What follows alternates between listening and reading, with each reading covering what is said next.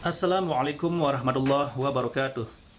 Alhamdulillahirabbil alamin wassalatu wassalamu ala Rasulillah wa ala alihi wa sahbihi wa mawalah amma ba'du. Sahabat beriman yang dimuliakan Allah, alhamdulillah kita bertemu lagi di channel ini.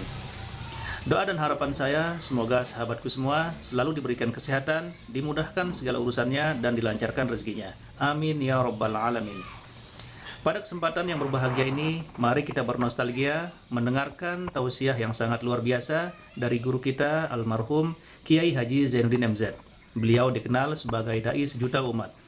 Berikut ini mari kita dengarkan bersama isi tausiah dari guru kita almarhum Kiai Haji Zainuddin MZ. Selamat mendengarkan. Makin tinggi kualitas imannya, makin berat tingkat kesulitannya. Cuma memang yang namanya enak itu seperti pelangi. Biang lala itu nggak pernah di atas kepala kita, di atas kepala orang melulu.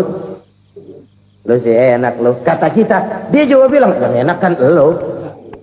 Pelangi itu nggak pernah di atas kepala kita. Kata tukang beca, aduh enak ya naik Mercy. Kata tukang beca, apa yang di dalam mobil Mercy? Aduh enak bener tukang beca, di jok ngeringkuk ngorok pulas bener. Saya kamar pakai AC sejuk, tempat tidur sutra empuk, alga spring bed, gula kulik nggak bisa pulas kalau belum minum Valium, belum tidur. Enak bener tukang beca, di jok ngorok nggak tahu wetan kulon. Si tukang beca bilang yang di Mercy enak, yang di Mercy bilang tukang beca enak. Inilah enak, nggak pernah di atas kepala kita, di atas kepala orang lain melulu enak itu. Nah saudara-saudara,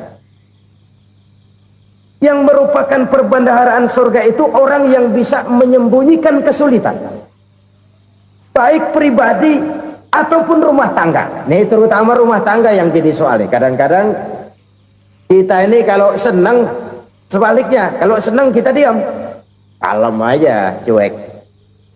Banyak banget duit kita bawaan, diam aja udah, malah ketemu orang takut. Tapi begitu susah sekampung tahu. Padahal Nabi mengajarkan perbendaharaan surga itu menyembunyikan musibah, menyembunyikan kesulitan. Kalau enak, cerita sama orang-orang. Kalau nggak enak, rasain sendiri, tekan sendiri, atasin sendiri. Kita kan sebaliknya. Tenang kita diam, asal lagi susah, paling tidak kita nyari teman buat cerita kesusahan. Siapa orangnya yang nggak pernah susah? Cuma soalnya bagaimana kita mengatasi kesusahan itu sendiri. Begitu juga misalnya kalau orang sudah berumah tangga, itu orang tuanya harus menjadi tempat dia cerita yang enak-enak saja. Yang nggak enak rasain berdua, selesaikan berdua, atasin berdua. Jangan dibalik. Asal senang diam, giliran susah aja. Maknya laporan. Terbalik. Bisa menjaga security informasi. Maka nama bayam keluar diem, malah seluitan. Enak amat lo makan daging ayam. Security informasi. Saudara-saudara kaum muslimin rahimakumullah, ujian yang terberat itu yang pernah diberikan kepada para nabi, para rasul, para aulia, para ulama. Makin tinggi keimanan, makin berat bentuk kesulitan. Ayo saya kemukakan satu contoh saja. Ada seorang nabi yang kaya, nabi kaya, namanya Nabi Ayub. Iblis kalau orang begini kan keki, ibadahnya rajin, kaya. Nih yang kayak begini susah digodain. Kalau ibadahnya rajin, miskin, kali bisa disogok. Sini imannya mantap, ibadahnya rajin, kaya, nabi lagi. Oh, tapi namanya iblis, nggak kurang akal. Laporan Tuhan,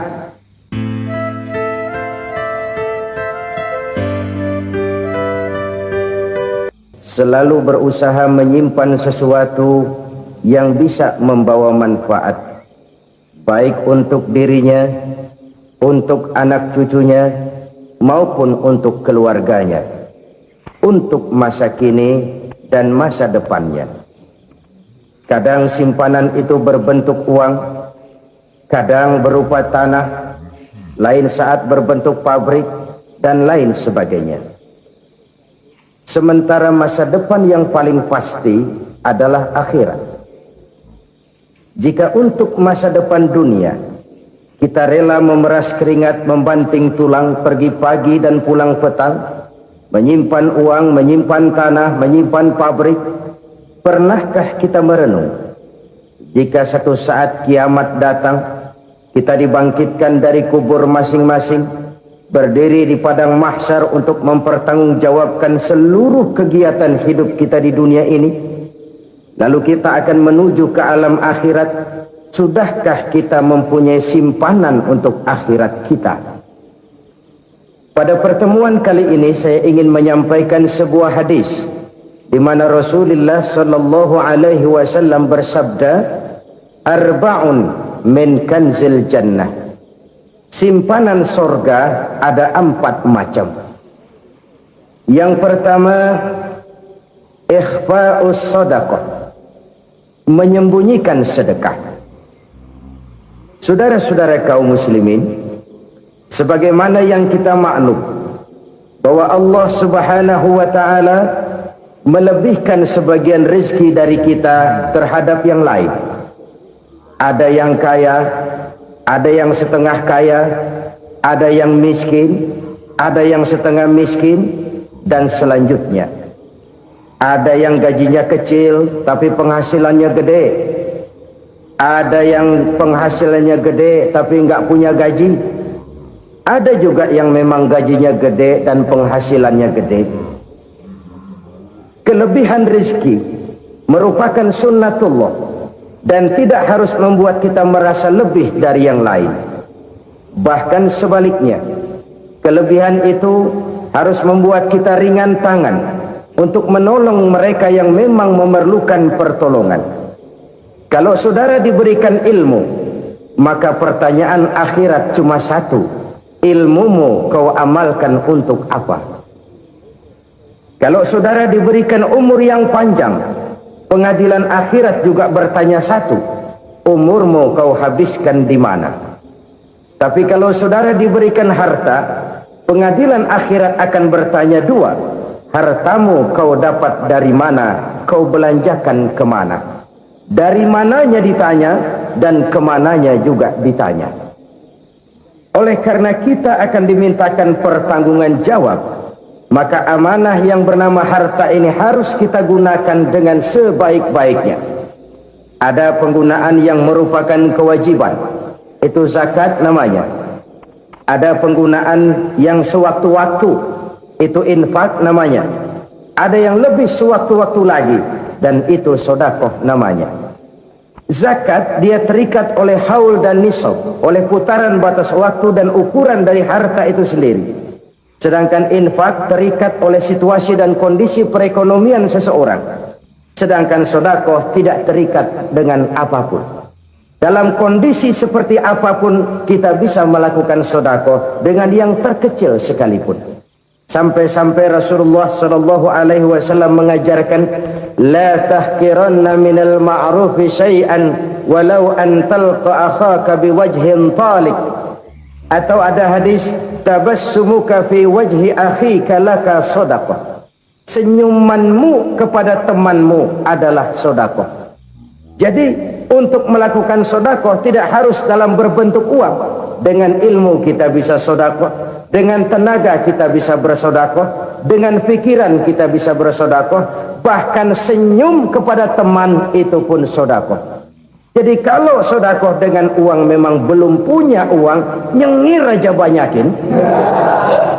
Itu asal pada tempatnya, jangan lalu ketemu tiang listrik cengengesan. Tentu tidak pada tempatnya dan tidak wajar. Nah, sedekah yang paling dicintai Allah adalah sedekah yang disembunyikan.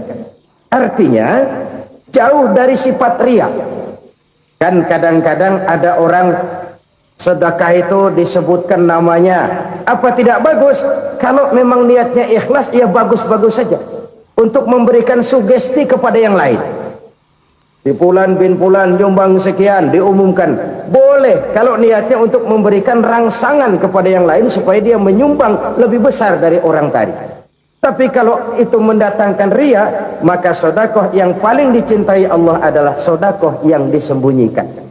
Tangan kiri saja tidak tahu apa yang diberikan oleh tangan kanan. Sedekah yang dilakukan dengan ikhlas akan merupakan perbendaharaan surga, tersembunyi dari pandangan orang lain, tidak seorang pun tahu. Karena memang sikap yang baik adalah melupakan kebaikan dan mengingat kesalahan. Itu salah satu ciri orang bahagia. Orang yang selalu mengingat kesalahannya dan berusaha melupakan segala kebaikannya. Kalau dia akan ada kebaikan, dia tidak bisa ikut, dia merasa rugi karena dia merasa belum pernah berbuat baik. Tapi kalau akan melakukan kesalahan baru, dia ingat kesalahan yang sudah-sudah, sehingga terhalang baginya untuk melakukan satu kesalahan baru. Demikianlah saudara-saudara, bahwa Allah melebihkan rizki sebagian kita dari yang lain, agar terjadi tolong-menolong dalam kehidupan ini. Jadi kesenjangan yang nature, kesenjangan yang alami, itu sunnatullah. Ada yang kaya, ada yang miskin, ada yang kelas menengah. Nah, kenapa lalu sekarang kita berusaha mengentaskan kemiskinan? Oleh karena adanya kesenjangan struktural. Kalau yang kaya bisa semakin kaya, kenapa yang miskin tidak bisa naik jadi ikut sedikit kaya? Sebab pada dasarnya Islam adalah agama yang sejak turunnya sudah berupaya memerangi kemiskinan. Bahkan dikatakan kemiskinan itu mendekatkan kepada kekufuran. Orang kalau miskin udah dekat banget sama kafir. Gampang menjadi kafir. Berapa banyak saudara-saudara kita yang oleh karena soal perut, oleh karena soal materi, terpaksa meninggalkan dan menanggalkan akidahnya, menjual petunjuk yang diberikan Allah dengan kesenangan dunia yang cuma sebentar ini. Na'udzubillah thumma na'udzubillah. Jadi makin kita sembunyikan satu sedekah, semakin banyak perbendaharaan kita di surga. Sedekah yang paling dicintai Allah adalah sedekah yang disembunyikan. Malahan ada seorang sufi, dia punya kebiasaan kalau pergi sholat Jumat dia bawa uang, itu uang dia taruh di bawah tikar masjid. Dia niat sedekah kepada siapa saja yang nemuin itu duit. Maksudnya apa? Supaya yang nemuin nggak tahu siapa yang punya duit.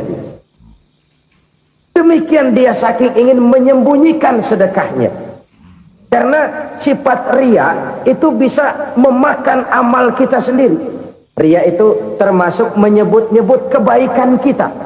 Orang yang suka nepuk dada, sedikit-sedikit ngitungnya kalau nggak gua. Tuh kalau nggak gua tuh yang belah situ, kalau nggak gua, kalau nggak gua. Iya, kalau nggak lu kenapa emang? Orang yang suka menepuk jasa, tuh biasanya memang begitu, saudara-saudara. Kalau perang lagi berkecamuk, orang nggak sempat ngaku jadi pahlawan. Tapi begitu perang selesai, yang kagak kenal bedil ngaku pahlawan, mas. Itu sesuatu yang biasa. Oleh karenanya, orang-orang yang ikhlas dalam bersedekah, disembunyikannya sedekah itu, Allah cinta betul. Malahan ada hadis memberikan jaminan, inna sedaqatal mar'il muslimi tazidu fil umri wa tadfa'u mitatas su'i. Sesungguhnya sedekahnya seorang mukmin tazidu fil umri, bisa menambah umur panjang, wa tadfa'u mitatas su'i, dan menyelamatkan manusia dari mati secara su'ul khatimah. Jadi siapa yang kepengen panjang umur, banyaklah sedekah. Yang bosan hidup, pelit terus. Sedekah menambah panjang umur dan menyelamatkan manusia dari mati secara su'ul khatimah. Pak, katanya umur itu nggak bisa ditambah, nggak bisa dikurangin. Kapan? Kalau ajal sudah datang. Fa idza jaa ajaluhum la yastakhiruna sa'atan wa la yastakdimun. Kalau ajal datang tidak bisa dimajukan, tidak bisa dimundurkan. Itu kalau ajal sudah datang. Tidak bisa lagi umur ditambah dikurangi, sudah datang. Tapi kalau belum datang, itu kan haknya Allah. Mau ditambah, mau dikurangi, hak prerogatif Allah. Sebagai pencipta manusia, Allah maha kuasa dan maha mampu. Sedekah ini menambah panjang umur dan menyelamatkan manusia dari mati secara su'ul khatimah. Itu orang mati kan sama ya kondisinya, mati nggak nafas, tapi hakikat mati kan lain-lain. Ada yang mati itu husnul khatimah, baik akhirnya. Misalnya lagi ngaji mati, lagi sholat mati, lagi sedekah mati. Ini yang dinamakan dengan husnul khatimah, baik di akhirnya. Sebaliknya ada yang su'ul khatimah, jelek di akhirnya. Ini yang jadi catatan akhir. Lagi nyekek botol, mampus. Lagi banting kartu, modar. Su'ul khatimah, jelek pada akhirnya. Sedekah menyelamatkan manusia dari mati secara su'ul khatimah. Dan kita semua kepengen mendapat husnul khatimah, jauh dari su'ul khatimah. Oleh sebab itu yang bisa menyelamatkan kita dari penyakit itu antara lain adalah sedekah yang disembunyikan, yang dikerjakan dengan ikhlas karena Allah, tidak karena kepengen dipuji orang, tidak karena ingin dikatakan orang pemurah. Sebab orang dermawan itu orang yang memberi tanpa harus diminta. Kalau masih harus diminta, ya belum dermawan namanya, masih harus diminta. Kalau nggak diminta ya tulus, lolos, polos. Saudara-saudara kaum muslimin rahimakumullah, harta adalah amanat dan akan kita pertanggungjawabkan. Allah melebihkan rizki sebagian kita dari yang lain agar kita saling tolong menolong, bantu membantu. Nabi janjikan siapa yang meringankan beban saudaranya muslim di dunia, Allah akan meringankan bebannya di akhirat nanti. Sebuah jaminan dari baginda Nabi. Si orang yang kita bantu barangkali tidak bisa membalas, Allah yang akan membalas lewat jalan lain yang tidak pernah kita sangka-sangka. Ada orang tanya, Pak, ini ada orang nyumbang masjid sambil marah-marah, bagaimana? Saya bilang sumbangannya aja ambil, marahnya jangan. Marahnya jangan diambil, itu urusan dia. Saudara-saudara kaum muslimin rahimakumullah, umat Islam ini kan umat yang punya potensi besar. Kadang kita merenung, kenapa kadang-kadang pembangunan masjid kok lambat sekali? Kalau hotel hari ini peletakan pertama, bulan depan peresmian. Supermarket hari ini peletakan batu pertama, minggu depan peresmian. Tapi kalau sudah yang namanya masjid, kadang-kadang peletakan batu pertama sekaligus jadi batu terakhir. 3 tahun, 4 tahun, campur nebar jalak di jalanan, duit dijaring kayak ikan sepat. Apa tidak ada orang Islam yang kaya? Banyak. Apa tidak ada pengusaha muslim yang jadi konglomerat? Ada. Lalu yang belum banyak itu yang komit terhadap nilai-nilai agamanya. Akhirnya kita jatuh jadi umat yang lemah. Belum ada pengusaha konglomerat muslim buka pabrik supermi cap beduk misalnya umpamanya atau pabrik kecap cap sorban supaya identitas keislamannya sedikit kelihatan. Kita jatuh jadi umat yang lemah karena potensi tidak terinventarisir dengan baik. Kita ini ibarat kompor yang cuma matengin nasi orang lain. Potensi kita dimanfaatkan oleh orang lain. Ukhuwah Islamiyah kita baru terbatas kepada silaturahmi. Ukhuwah di bidang ekonomi kita lemah, ukhuwah di bidang kebudayaan kita lemah, apalagi ukhuwah di bidang politik kita lebih rapuh lagi. Padahal ukhuwah itu adalah totalitas kehidupan manusia, menyangkut ipolexosbud, memerlukan nilai-nilai ukhuwah. Jadi oleh karena itu mari kita menyadari di dalam harta kita, walaupun kita yang cari pergi pagi pulang sore peras keringat banting tulang, di sana ada harta anak yatim, di sana ada hak masjid, di sana ada hak pesantren, di sana ada hak jihad. Berbahagialah seseorang apabila dia oleh Allah dijadikan keran keran itu menyimpan air, tapi tidak untuk dirinya, tapi disalurkannya kepada mereka yang memang memerlukannya. Saudara-saudara kaum muslimin rahimakumullah, ini yang pertama. Jadi perbendaharaan surga adalah menyembunyikan sedekah. Orang lain nggak tahu, kita pun nggak pernah ngitung-ngitung. Kita anggap lewat begitu saja, padahal itu deposit akhirat. Satu.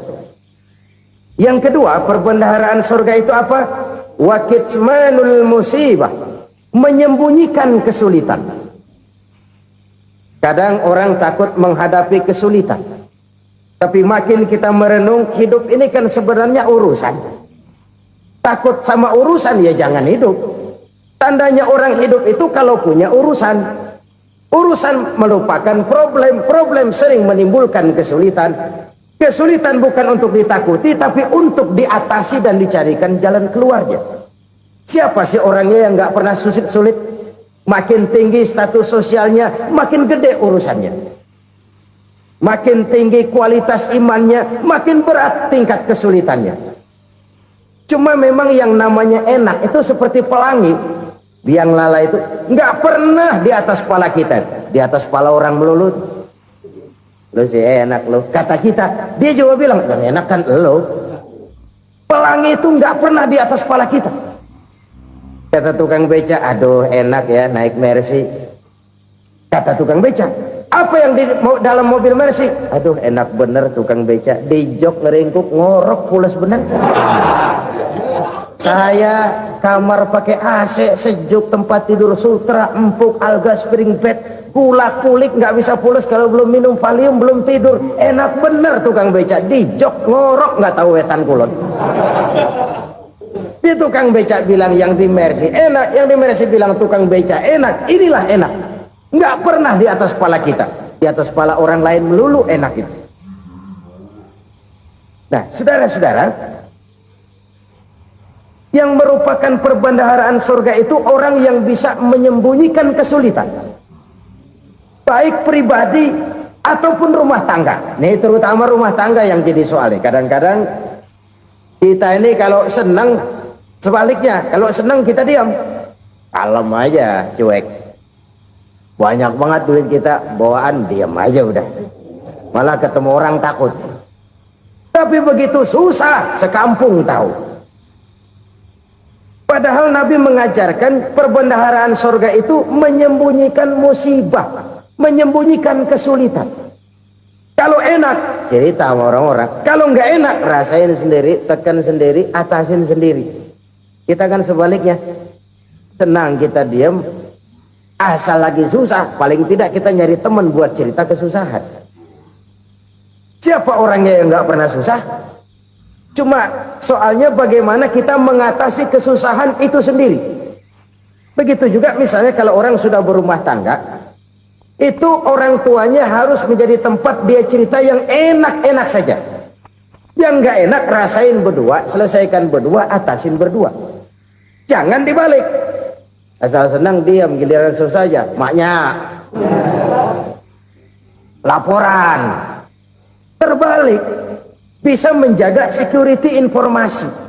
Maka nama bayam keluar diem, malah seluitan. Enak amat lo makan daging ayam. Security informasi. Saudara-saudara kaum muslimin rahimakumullah, ujian yang terberat itu yang pernah diberikan kepada para nabi, para rasul, para aulia, para ulama. Makin tinggi keimanan, makin berat bentuk kesulitan. Ayo saya kemukakan satu contoh saja. Ada seorang nabi yang kaya, nabi kaya, namanya Nabi Ayub. Iblis kalau orang begini kan keki, ibadahnya rajin, kaya. Nih yang kayak begini susah digodain. Kalau ibadahnya rajin, miskin, kali bisa disogok. Sini imannya mantap, ibadahnya rajin, kaya, nabi lagi. Oh, tapi namanya iblis, nggak kurang akal. Laporan, Tuhan, kenapa iblis? Ya ini bahasa saya, bahasa Qur'annya sih nggak gitu. Itu hambamu yang namanya Ayub, dia rajin ibadah cuma karena dikasih kaya aja. Coba kasih miskin dia, berhenti dia sembahyang. Ah, kamu bisa aja. Saya tahu Ayub itu hambaku yang ikhlas. Saya buktiin Tuhan, silahkan. Dibuktiin lah, iblis turun ke alam ini. Yang mula-mula dia lakukan, dia rusak sawah ladang Nabi Ayub. Dia binasakan binatang ternak Nabi Ayub. Sehingga dalam waktu singkat jatuhlah Nabi Ayub dari orang paling kaya jadi orang paling miskin. Beliau masih ibadah di mihrab dalam masjid. Datang iblis. Saudara Ayub, ya. Lagi ngapain? Ibadah. Nyembah Allah, nyembah Allah. Oh, percuma. Kenapa? Tuhan yang ente sembah nih, dia udah bikin miskin ente. Sawah ladang ente hancur lebur, binatang ternak binasa. Sekarang ente jadi orang paling miskin. Ngapain nyembah Tuhan kayak begitu? Tekor. Udah berhenti dah ibadah, berhenti ibadah. Ini iblis sama Tuhan laporannya lain, yang dikerjakan kepada Nabi Ayub juga lain. Benar begitu iblis, kata Nabi Ayub. Iya, sawah ladang saya habis buras, binatang ternak saya binasa, binasa. Saya miskin, bangpak. Apa jawab Nabi Ayub? Bukan innalillahi, ini hebat. Alhamdulillahillazi a'tani wa akhadha minni. Segala puji bagi Allah yang telah memberikan harta kepada saya dan sekarang mengambilnya lagi. Alhamdulillah. Allah yang ngasih, Allah yang ambil. Itu mah urusan Allah. Iblis cuman ibadah jalan terus, sujud lagi Nabi Ayub. Iblis seleher gondok banget. Dasar Nabi nggak mempan dia apa-apain. Miskin malah alhamdulillah. Allah yang ngasih, Allah yang ambil. Jadi kalau kita tidak komit, kita tidak terikat kepada kaya, miskin, senang, susah, apa yang bisa bikin kita susah? Jadikan kekayaan, kemiskinan, jadikan senang susah sebagai anak buah yang bisa kita atur. Jangan kekayaan ngatur kita, jangan kemiskinan ngatur kita. Kita yang harus mengatur mereka. Senang susah, kaya miskin, bahagia sengsara, jadikan itu anak buah yang bisa kita atur. Kalau sekarang kita kaya, lain saat boleh jadi kita miskin, semiskin-miskinnya. Allah yang ngasih, Allah yang ambil. Tenaga mana yang bisa menghalangi? Ibadah jalan terus. Iblis makin gondok. Dasar Nabi loh. Akhirnya apa? Nabi Ayub dikerjain, diberikan penyakit. Demikian fatal penyakitnya. Bayangin, udah miskin sakit. Masya Allah. Miskin sakit. Sakitnya nggak lama, kira-kira 16 tahun. Istrinya 3, 2 mental minta ceraiin. Ngerawatin laki bengek begini. Senang belum tentu, susah udah pasti nih. Cerai aja, cerai dah. Cerai. Tinggal satu Siti Rahmah yang setia menemani beliau. Sesetia-setianya hati perempuan. Satu saat Siti Rahmah bilang, "Bang, iya, abang kan Nabi bang. Lalu namanya Nabi kan doanya jarang meleset bang. Maksud kamu minta kenapa sih sama Tuhan biar abang sembuh baik dah bang?" Siti Rahmah, iya. Saya sakit berapa tahun sih dah? 16 tahun bang. Sebelum ini saya sehat berapa tahun? Ya kira-kira 60 tahun bang. Nah coba ente banding-bandingin Rahmah. Saya dikasih sehat 60 tahun, dikasih sakit 16 tahun. Sudah nggak sabar mau doa kepada Allah minta sembuh. Saya malu kepada Allah. Diuji dengan yang luar biasa seperti ini, tidak mengganggu stabilitas kehambaannya. Dia tetap menghamba kepada Allah Subhanahu wa ta'ala. Saudara-saudara kaum muslimin rahimakumullah, kunci menghadapi kesulitan itu apa? Allah jelaskan dalam satu ayat, wa basyiris sabirin alladzina iza asabathum musibah qalu inna lillahi wa inna ilaihi raji'un. Gembirakan orang-orang yang sabar. Siapa mereka itu?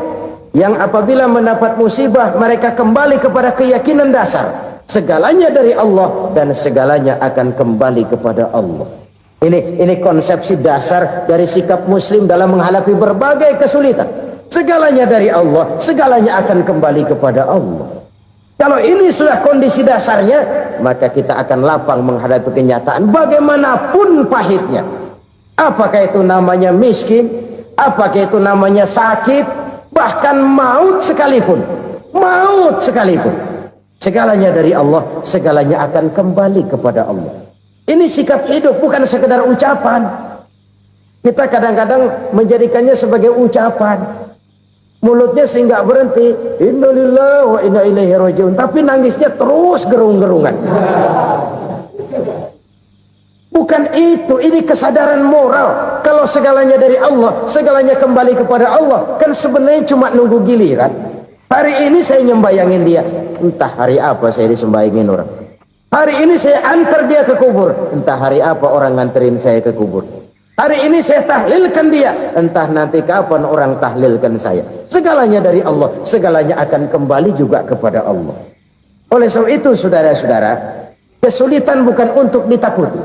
Kesulitan justru untuk diatasi, dicarikan jalan keluarnya. Dan tidak ada orang yang tidak pernah mendapat kesulitan. Tidak ada. Semakin tinggi status sosial, semakin tinggi kualitas keimanan, semakin besar juga tingkat kesulitan. Hanya saja bagaimana cara kita mengatasinya.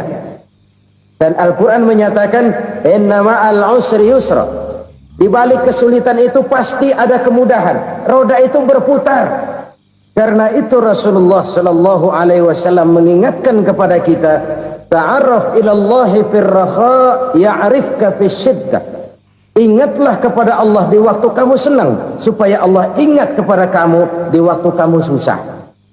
Kalau waktu senang kita ingat kepada Allah, kita susah, Allah tidak akan meninggalkan kita.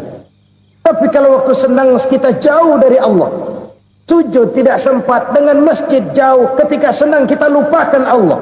Nanti begitu kita susah, Allah lupakan kita. Dan itu menyakitkan. Oleh karena itu orang-orang tua kita dulu bilang, kalau lagi sehat ingat-ingat lu bakal sakit nanti.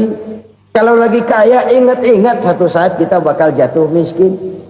Bahkan kalau lagi muda ingat-ingat kita bakal tua. Dan yang terpenting, kalau lagi hidup ingat-ingat kita bakal mati.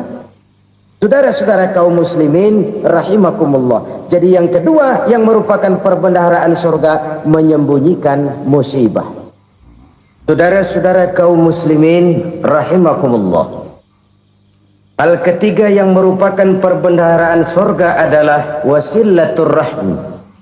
Orang yang suka bersilaturahmi. Sebagaimana yang kita maklum bahwa manusia adalah makhluk yang disebut zon politika. Makhluk sosial yang tidak mungkin hidup sendiri-sendiri. Betapa dan siapapun kita memerlukan orang lain. Bodoh betul manusia kalau tinggal di tengah masyarakat tapi tidak mau bermasyarakat. Merasa hebat sendiri, pinter sendiri, gagah sendiri, kaya sendiri. Mungkin kalau mati juga ngubur sendiri. Jangankan kita di sini, di sorga saja Nabi Adam waktu sendirian bengong melulu, ngondar mandir. Allah tegur dam sepi dam. Ini kalau bahasa saya, iya Tuhan sepi ini nggak ada coret-coretan pisan ini. Diciptakan Siti Hawa baru anteng Nabi Adam. Itu di sorga. Cobalah. Umpamanya saudara tinggal di Jakarta nih, kayak bener. Apaan aja di Jakarta punya saudara dah. Jembatan Semanggi ambil, Monas buntel bawa pulang, hotel-hotel ambil semua. Cuman tinggal di Jakarta sendirian, apa enaknya? Betapa dan siapapun kita perlu orang lain. Tidak ada seorang pun yang bisa memenuhi kebutuhan hidupnya secara sendiri-sendiri. Nah, Islam telah menyelamatkan manusia dari ras diskriminasi, mengikat manusia dengan persaudaraan yang berlandaskan kepada akidah. Karena itu dianjurkan bersilaturahmi. Bahkan Nabi menyatakan, man arada ayyubsata lahu fi rizqihi wa yunsa'a fi atharihi falyasil rahimah. Siapa yang kepengen diluaskan rezekinya dan dipanjangkan usianya, banyaklah ia bersilaturahmi. Siapa yang kepengen dimudahkan rezekinya, hendaknya ia banyak bersilaturahmi. Kalau banyak teman, kesulitan kan paling tidak ada tempat cerita. Udah susah sendirian, kita pikirin diri, nggak ada tempat tukar pikiran. Cepet banget sama bengek. Dilawan sendiri. Nah, secara makro kita bisa berkata, tidak mungkin ada kemenangan kalau tidak ada kekuatan. Tidak ada kekuatan kalau tidak ada kesatuan dan persatuan. Tidak mungkin ada kesatuan dan persatuan tanpa semangat silaturahmi. Kalau umat Islam mau menang, dia harus kuat. Kalau umat Islam mau kuat, dia harus bersatu. Kalau umat Islam mau bersatu, dia harus membudayakan silaturahmi ini. Bahkan sampai-sampai kata Nabi, kalau bisa cari nilai tambah. Apa? Silman qata'ak. Bersilaturahmilah kau kepada orang yang marah denganmu. Masya Allah, indahnya ajaran agama kita. Orang yang marah pun kepada kita, kata Nabi, kalau bisa bersilaturahmilah kepadanya, kepada orang yang marah itu. Di situ nilai tambah. Cuman jujur nih hadis, ngucapinnya gampang, ngamalinnya yang berat banget. Orang marah sama kita, kita disuruh silaturahmi. Ada apa malu? Lu marah, ada gua marahan lagi. Tunggu pikirin. Saudara-saudara kaum muslimin rahimakumullah. Tapi ini yang diajarkan, bahkan ini yang dicontohkan oleh baginda Rasul. Bagaimana begitu mudah, misalnya satu saat Abu Jahal ini ngatur strategi bagaimana bikin Muhammad celaka. Dia gali lubang di depan tempat tidurnya. Dia tutupin daun korma. Terus dia panggil seseorang, ke sini. Kasih tahu Muhammad, pamannya sakit keras, minta ditengokin. Berangkat orang ini ke sana. Muhammad, labbaik. Pamanmu sakit keras, dia minta ditengokin. Baik, saya akan datang menjenguk beliau. Berangkatlah Nabi ke rumah Abu Jahal tanpa prasangka apapun. Abu Jahal udah pasang setil, selimut 3 rangkap setengah dipakai, persis kayak orang meriang. Tapi sembari ngintip dari balik selimut. Begitu Muhammad buka pintu, nah masuk perangkap nih. Muhammad jalan menuju tempat pembaringan. Makin lama makin dekat, makin lama makin dekat, makin dekat ke lubang yang dipasang oleh Abu Jahal itu. Dalam hati Abu Jahal, terus dah jatuh, mampus dah lo ini. Mampus lo hari ini nih. Apa yang terjadi? Malaikat Jibril datang. Muhammad, pamanmu cuma pura-pura sakit. Di depan tempat tidurnya ada lubang perangkap supaya kamu jatuh ke situ. Sudah, kamu pulang. Balik kanan Nabi. Sudah hampir jatuh ke lubang, balik kanan, pulang. Bayangin kecewanya Abu Jahal. Muhammad dikit lagi, Muhammad dikit lagi. Enggak paman, saya pulang aja. Emosi bangun dari tempat tidur, enggak sadar kalau lagi pura-pura sakit. Lompat ngejar Nabi, dia lupa dengan lubang yang dia gali. Usrak, nyemplung sendiri ke dalam lubang.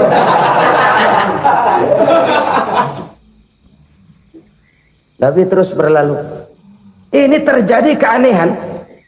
Jatuh ke lubang yang dia gali itu sebenarnya nggak terlalu dalam ya, antara 3-4 meteran lah. Tolong saya jatuh ke lubang ini. Datanglah pelayan-pelayannya itu. Angkat saya dari sini. Oh, yang ngulurin tambang. Satu gulung belum juga nyampe itu tambang. Kurang, beli lagi ke warung. Sambung, ulur lagi, nggak juga bisa sampai. Wah, ini kerjaan Muhammad ini. Tolong, siapa salah seorang kamu ke rumah Muhammad, kasih tahu encangnya kecebur. Minta ditolongin. Sampaikan kepada Rasul. Kenapa? Pamanmu jatuh ke lubang, Muhammad minta tolong diangkatin. Tambang udah nyambung-nyambung nggak nyampe juga. Ya, nanti saya datang, saya tolong. Cobain. Nyata-nyata orang berniat jahat mau mencelakakan dia. Datang dia menolong. Ini yang disebut air tuba dibalas air susu ya ini, bukan sebaliknya. Air tuba dibalas air susu. Paman, kecebur ya? Iya Muhammad, tolong ini. Pegang tangan saya. Nabi ulurkan tangannya, nyampe, dipegang oleh Abu Jahal, diangkat ke atas, sampai atas. Apa kata Abu Jahal? Sihirmu memang hebat Muhammad. Udah ditolongin dikata sihir, yang enak kita kemplang kan itu orang begitu. Urusan apa? Tapi inilah akhlak. Kalau bisa kamu bersilaturahmilah dengan orang yang marah kepadamu sekalipun. Orang marah kita tetap baik. So, kalau kita berbuat baik sama orang yang memang baik, rasanya sih biasa-biasa aja. Orang baik kita baik lagi, ya draw aja, belum ada nilai tambah di situ. Baru ada nilai tambah kalau kita bisa berbuat baik kepada orang yang nyakitin kita. Itu namanya kita setingkat di atas dia. Dia sakitin kita, kita berbuat baik sama dia. Dia pelit sama kita, kita baik sama dia. Dia marahin kita, kita deketin dia. Di situ kita punya nilai tambah. Jadi siapa yang ingin diluaskan rezekinya, kata Nabi, dan dipanjangkan umurnya, hendaklah ia banyak-banyak bersilaturahmi. Sederhana sebenarnya silaturahmi, tapi silaturahmi membangkitkan semangat kesatuan dan persatuan. Kesatuan dan persatuan melahirkan kekuatan. Dalam matematika 1 ditambah 1 pasti 2. Tapi di tengah masyarakat, 1 orang takut ditambah 1 orang takut, hasilnya jadi 2 orang setengah berani. Kenapa setengah berani? Karena udah berdua. Tadi pan takut sendirian. Kalau dia kumpul turu-turu takut lah jadi berani. Kita yang lemah, kita yang tidak berdaya, kita yang miskin, kalau mau kompak bersatu, apa yang nggak bisa kita kerjain? Apalagi tinggal di kota besar, pilihan cuma 2. Bertahan atau minggir. Bertahan atau minggir. Untuk bisa bertahan harus mampu bersaing. Untuk mampu bersaing harus punya keahlian. Keahlian harus ditunjang dengan pendidikan, ditambah oleh kekompakan sebagai umat. Udah miskin mencar mulu, orang injak kita. Orang nggak pandang urusan apa yang malu. Oleh karena itu, silaturahmi pada hakikatnya merupakan roh dari ukhuwah yang diajarkan oleh agama kita.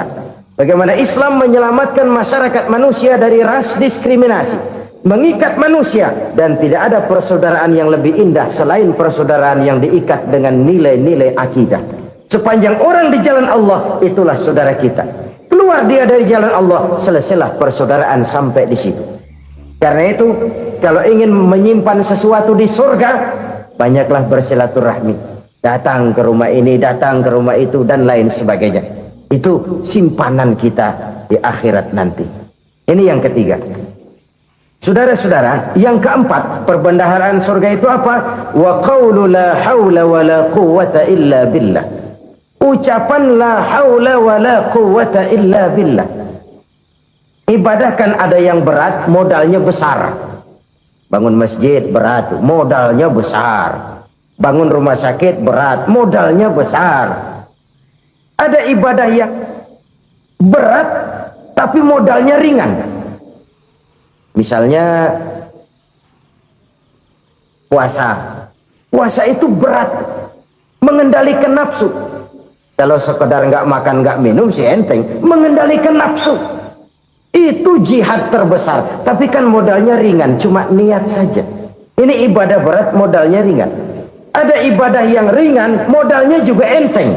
Seperti termasuk ucapan la haula wa la quwwata illa billah. Subhanallah, sangat luar biasa apa yang sudah disampaikan oleh guru kita almarhum Kiai Haji Zainuddin MZ. Sahabat beriman yang dimuliakan Allah, tetaplah di channel ini karena kajian ini belum selesai. Dan masih banyak lagi hal-hal menarik yang akan disampaikan oleh guru kita almarhum Kiai Haji Zainuddin MZ. Maka dari itu, tetaplah di channel ini dan mari kita lanjutkan kembali. Selamat mendengarkan. Tanpa sadar, la haula wa la quwwata illa billah, nyelengin tuh di surga. Nyelengin, kita nggak terasa, nyelengin simpenan akhirat. La haula wa la quwwata illa billah, nyimpan lagi. Kaget, la haula wala quwata illa billah, nyimpan lagi, banyak simpanan. Walaupun sebenarnya yang dimaksud di sini adalah kesadaran batin bahwa tidak ada daya dan kekuatan kecuali Allah. Itu intinya. Kita memulai pekerjaan disunahkan baca bismillah, kan begitu? Apa itu? Kesadaran moral bahwa ini saya bisa kerjakan. Saya kerjakan ini dengan menyebut nama Allah. Kenapa? Kalau Allah tidak memberikan daya dan kekuatan, mana mampu saya kerjakan ini. Maka saya kerjakan ini dengan menyebut nama Allah. Bismillah. Kesadaran moral.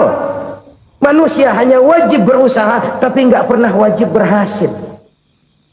Banyak hal-hal yang kalau kita renungkan secara rasio nggak mungkin, tapi jadi kenyataan. La haula wala quwata illa billah. Tidak ada daya dan kekuatan kecuali bagi Allah semata-mata. Kesadaran moral akan kelemahan dan keterbatasan makhluk bernama manusia.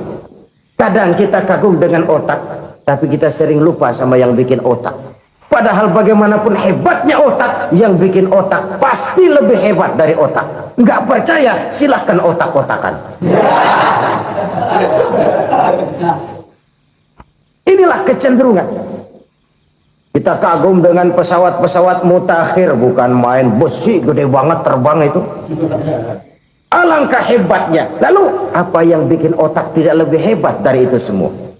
Kita puji laut, apa yang bikin laut tidak lebih hebat dari laut itu? La haula wala quwata illa billah.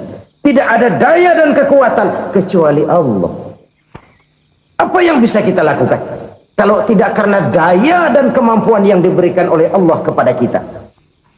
Lahirlah sikap tawadu, rendah hati, tidak melonjak menjadi angkuh dan sombong, sadar akan kelemahan dan keterbatasan diri sebagai makhluk yang diciptakan oleh Allah Subhanahu wa taala. Jadi satu sisi ini ucapan yang berpahala, la haula, jadi wiridan.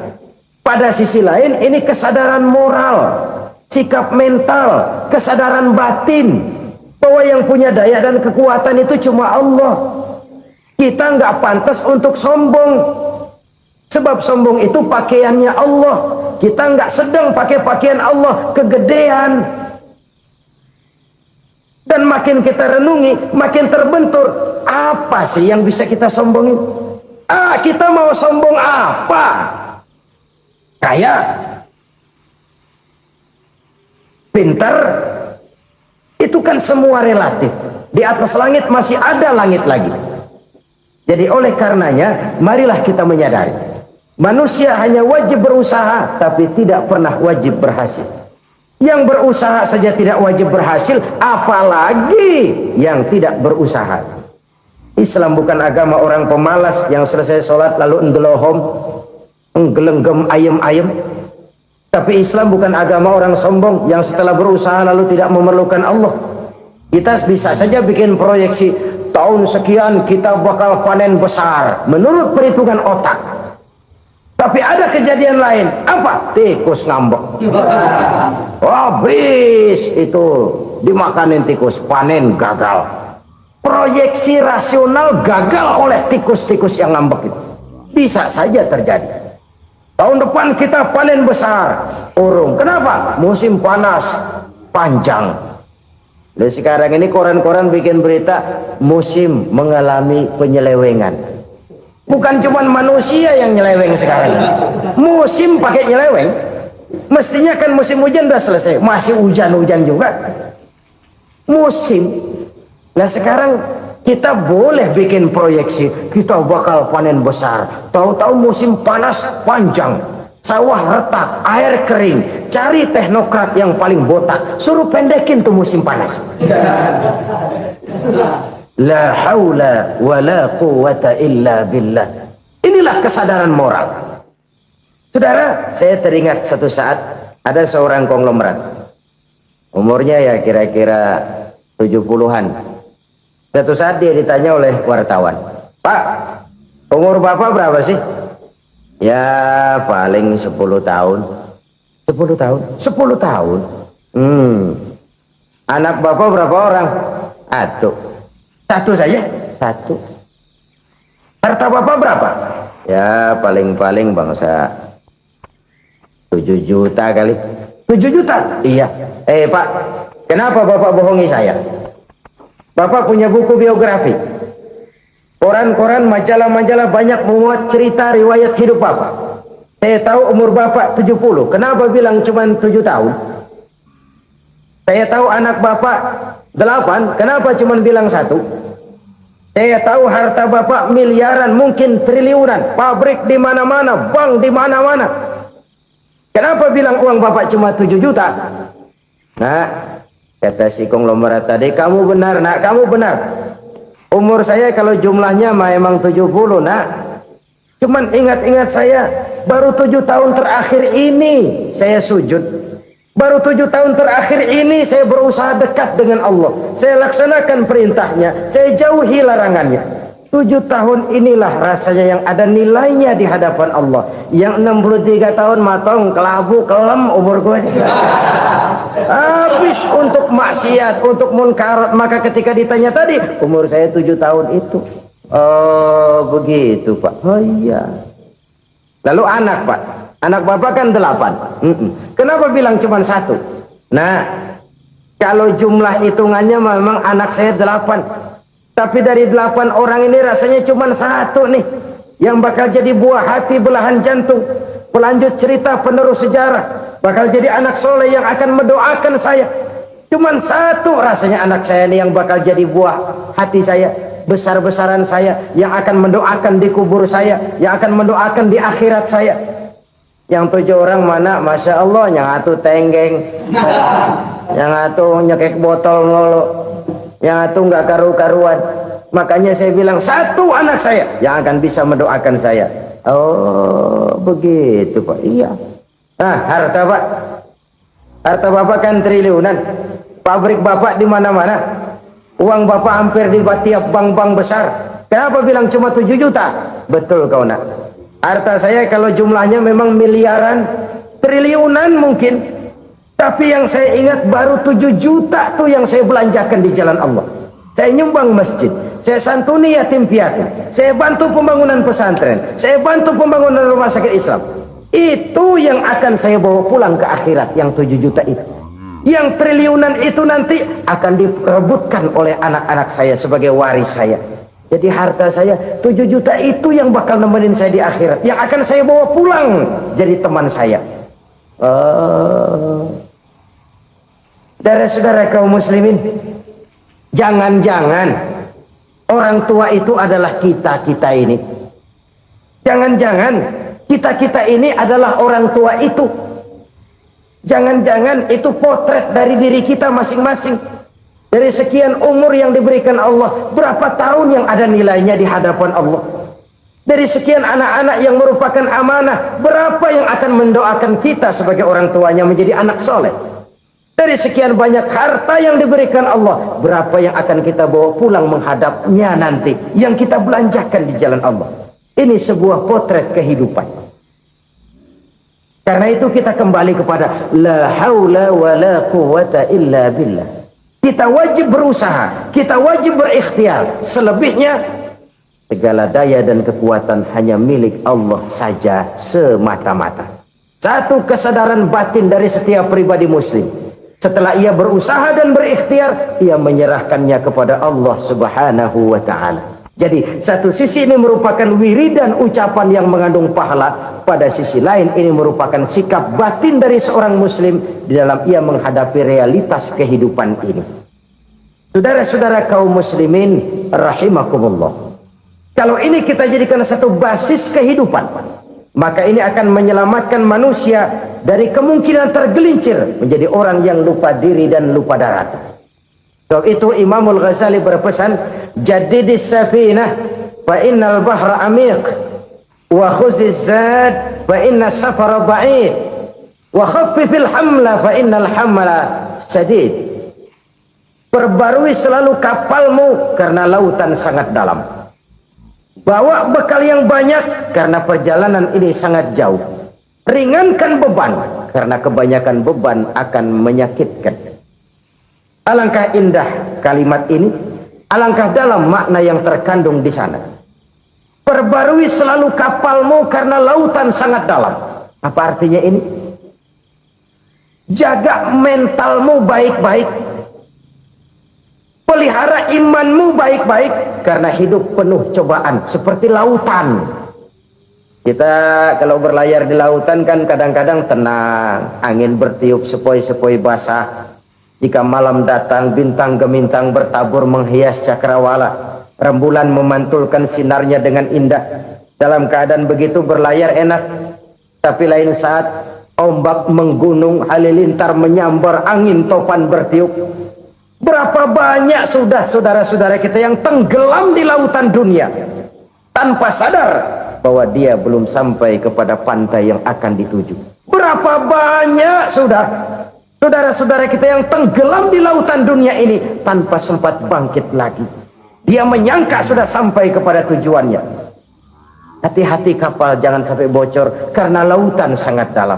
Iman ini jaga baik-baik karena hidup penuh dengan ujian. Wa khuzizat fa inna safara ba'id. Bawa bekal yang banyak karena perjalanan sangat jauh. Saudara mau ke Bandung, bawa duit. Saudara mau ke Surabaya, banyakan lagi duitnya. Saudara mau ke Mekah, gepokan, iketan tuh duit nggak lembaran lagi. Makin jauh perjalanan, makin banyak bekal yang harus kita bawa. Kalau saudara dari Jakarta mau ke Surabaya, kagak bawa duit berangkat juga, itu sih bukan berani namanya, nekat. Sampai Surabaya belum tentu, sengsara di jalan udah pasti. Kenapa? Nggak bawa bekal berangkat. Sama juga kita nih, misalnya belum sempat sembahyang, mati. Waduh, berani banget orang. Belum punya bekal, mati. Sengsara di jalan. Atau bekal tidak cukup. Dari Jakarta saudara mau ke Surabaya, bawa duit 500 perak. Paling jauh Cikampek nyampenya itu. Paling jauh itu. Antara jauhnya perjalanan dengan bekal yang saudara bawa tidak seimbang. Hidup ini perjalanan panjang. A walking tour. Dimulai dari alam arwah. Sebelum jasad diciptakan, roh diciptakan lebih dulu. Dari situ pindah ke alam rahim. Dari alam rahim pindah ke alam dunia. Dari alam dunia pindah ke alam barzah. Baru menuju akhirat. Satu perjalanan panjang. Kalau bekal tidak bawa, sengsara di jalan. Bawa bekal yang banyak karena perjalanan ini sangat jauh. Wa khaffifil hamla, ringankan beban karena beban itu cuma akan menyulitkan. Kalau bekal itu sih keperluan, tapi beban nggak kita perluin, cuma ngeberat-beratin. Apa ini beban? Dosa. Kecurangan, kebatilan, kezoliman, ketidakadilan, kesewenang-wenangan. Itu akan jadi beban kita di akhirat. Alangkah celakanya, perjalanan panjang, bekal tidak bawa, beban kelewat banyak, alamat sengsara di jalan. Pahala tidak ada, dosa berlipat ganda. Na'udzubillah, summa na'udzubillah. Kalau kita rangkum nasihat Al-Ghazali dengan kisah si konglomerat tadi, kita akan mengambil kesimpulan. Pertama, bekal terbaik dalam menghadapi gejolak kehidupan ini tidak lain adalah iman. Yang kedua, pahala dan dosa. Dua hal kontroversial. Pahala adalah bekal, dosa adalah beban. Tapi kita sekarang kan tidak begitu terangsang kepada yang abstrak. Orang berlomba mencari yang konkret-konkret saja, yang real. Kalau memang dosa, benjol dong, kira-kira begitu. Kira-kira begitu. Persis orang Yahudi dulu. Orang Yahudi itu kan pernah minta kepada Nabi Musa, Ya Musa, lan nu'mina laka hatta narallaha jahrah. Musa, kami nggak bakal mau beriman kepada Allah kalau belum kami lihat Allah ada nongkrong di depan kami. Kalau memang Tuhan ada, taruh dong di depan kami. Mau yang konkret-konkret saja. Kalau memang dosa, benjol dong. Kalau memang pahala, berasa dong. Orang terangsang kepada yang real, yang konkret-konkret saja. Karena itu, untuk mengejar dosa, orang mau bayar. Tapi untuk mengejar pahala, walaupun tidak bayar, orang segan. Ini yang dikatakan oleh Nabi, kamu mengharapkan ke surga, tapi kamu berat melaksanakan sesuatu yang bisa membawa kamu ke surga. Kamu ingin jauh dari neraka, tapi tiap saat kamu lakukan perbuatan-perbuatan yang justru menjerumuskan kamu ke neraka. Idda'aitum an-najata minan nar wa ramaitum fiha anfusakum. Kamu ingin selamat dari neraka, tapi kamu lemparkan diri kamu ke neraka. Kamu ingin masuk surga, tapi berat sekali kamu melakukan perbuatan-perbuatan yang bisa menyampaikan kamu di surga. Saudara-saudara kaum muslimin rahimakumullah. Jadi hal keempat yang merupakan perbendaharaan surga adalah la haula wa la quwwata illa billah. Satu sisi ini merupakan ucapan yang memperberat timbangan akhirat. Pada sisi lain ini merupakan sikap hidup seorang muslim. Kesadaran batin yang sangat dalam bahwa tidak ada daya dan kekuatan kecuali Allah. Dan itu kita simbolkan pada saat memulai pekerjaan dengan Bismillah, dengan menyebut nama Allah. Satu kesadaran moral, saya hanya bisa melakukan ini karena diberikan daya dan kekuatan oleh Allah. Lahirlah sikap tawadu, rendah hati, tidak melonjak menjadi angkuh dan sombong. Saudara-saudara, sampai sini dulu jumpa kita kali ini. Semoga 4 perbendaharaan surga ini dapat kita lakukan, yang kelak akan merupakan bekal kita di kemudian hari nanti. Amin ya rabbal alamin. Terima kasih atas segala perhatian, mohon maaf atas segala kekurangan. Usikum wa iyaya bitaqwallah. Wassalamu alaikum warahmatullahi wabarakatuh. Waalaikumsalam warahmatullahi wabarakatuh. Alhamdulillahirrabbilalamin. Demikianlah tausiah yang sangat luar biasa, yang tentunya sangat bermanfaat untuk kita jadikan pelajaran dalam kehidupan kita sehari-hari. Sahabat beriman yang dimuliakan Allah, mari kita doakan guru kita, semoga beliau diampuni segala dosa-dosanya dan dilapangkan kuburnya. Dan buat sahabatku semua yang sudah setia menonton ceramah ini sampai selesai, saya ucapkan terima kasih banyak. Semoga Allah Subhanahu wa Ta'ala senantiasa selalu melimpahkan rahmat dan karunia-Nya kepada sahabatku semua. Selalu diberikan kesehatan, dimudahkan segala urusannya, dan dilancarkan rezekinya. Amin ya rabbal alamin. Cukup sampai di sini dulu, sampai bertemu lagi di kajian-kajian berikutnya. Wabillahi taufiq wal hidayah, waridha wal hidayah. Wassalamualaikum warahmatullahi wabarakatuh.